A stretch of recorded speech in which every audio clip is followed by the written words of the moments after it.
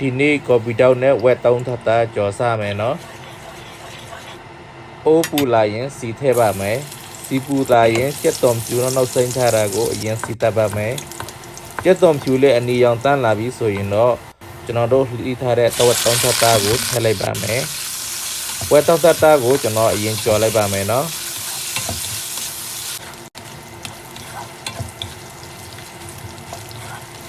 ဝတ်သားလည်းအနေငယ်ကျက်လာပြီဆိုရင်တော့ကျွန်တော်တို့အရသာသွားဆက်လိုက်တော့မယ်နော်ခရုစီထည့်ပါမယ်ဒါကချုံမောက်အနေငယ်ထည့်ပါမယ်ငံပြရည်ထည့်ပါမယ်ငရုတ်တီးအနီတောက်လေးအနေငယ်ထည့်လိုက်ပါမယ်နော်ခလေးစားမယ်ဆိုရင်ငရုတ်တီးအနီတောက်ကမထည့်လေးရပါတယ်နော်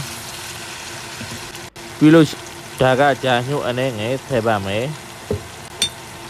မောင်လာဥနီထည့်ပါမယ်ပြီးလို့ရှိရင်ရောသမားသွားအောင်အရင်ကြော်လိုက်ပါမယ်နော်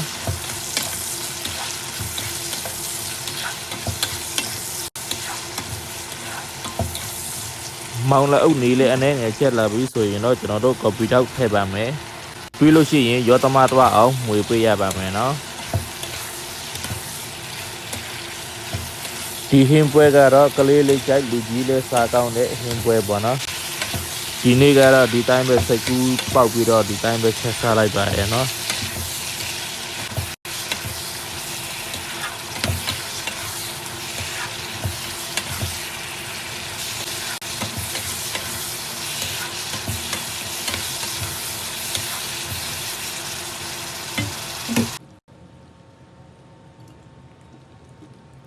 ကျွန်တော်ရဲ့ဗီဒီယိုကိုအဆုံးထိကြည့်ပေးတဲ့အတွက်အထူးပဲကျေးဇူးတင်ပါတယ်ဗျာနောက်ထပ်ဗီဒီယိုအသစ်မှပြန်ဆောင်အောင်မယ်နော်